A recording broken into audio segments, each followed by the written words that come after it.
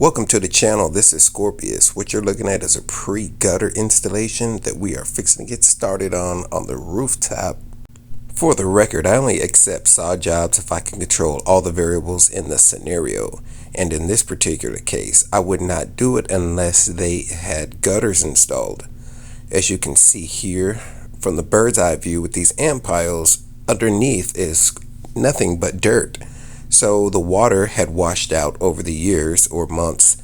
I don't know their exact history, the nutrients and the full supply of everything the soil needed to feed the grass. And in this case, that hardened the soil and caused a lot of compactation and kept the roots from growing out and extending.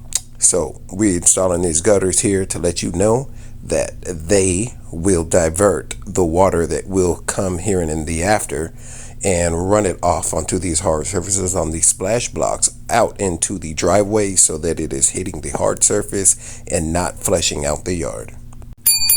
Now, as you can see, this is the before of the state of the yard. The neighbors had pretty good yard and the other neighbors over there not too good either, but this ground was compact, dry, arid, and devoid of any nutritional content or supplement that could feed the grass. You could see that sidewalk was completely washed out from all that water of the roof running out into the yard.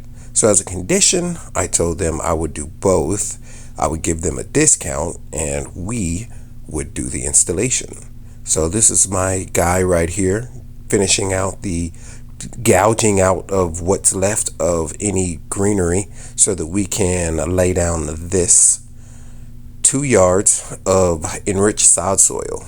And suffering, my tires are going to explode. However, he's laying out with this wheelbarrow. It's a fancy one too. It's brand new. I still got the stickers on it. But he's laying out the first pile of this enriched soil so that we can do a ground prep. Optimally, you want to have at least an inch, inch and a half, even 2 inches for the better to spread out and leave your sod pieces on top smooth and covered so that the roots, when they establish, they don't have to fight through all that compacted dirt underneath. When distributing your sod soil, you don't want to do it all in one big pile.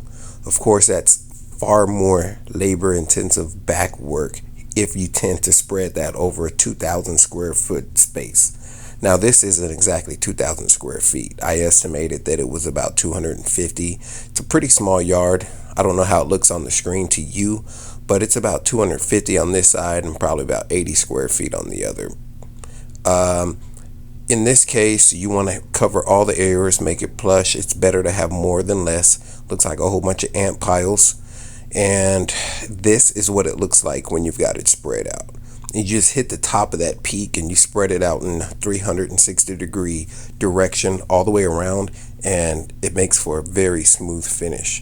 What you're looking at here is the piles, how they looked before we had the spread. And here you're looking at the pallets of sod that we had purchased after the fact. So you know we made 2 runs. Of course, I wasn't feeling that too much. However, we started out the first profile up here and tend to walk our way from the furthest point towards the truck so that fatigue doesn't set in when we have to walk all the way out and transport this stuff to the furthest parts.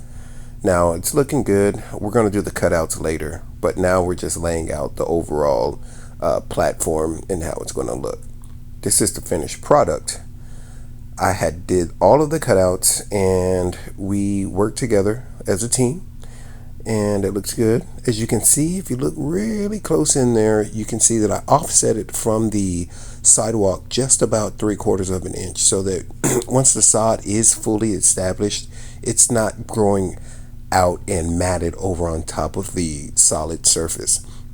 That's important when you have your yard guy come in and he's trying to cut out your edge up and make it look like a slice of cake, but the mud underneath the sod has congealed and solidified on top of the sidewalk. That's horrible, and it takes a very long time to get right. So for my sake and the sake of other landscapers, we went ahead and did the offset. Now it's looking clean. Make sure you got your guys to clean up. We're doing a pretty good job here, and that is that. We are giving ourselves a 5-star review on that.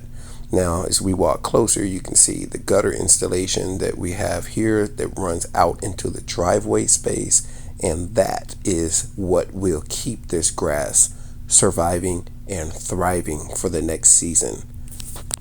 Just remember, if you can't guarantee success, don't take the job.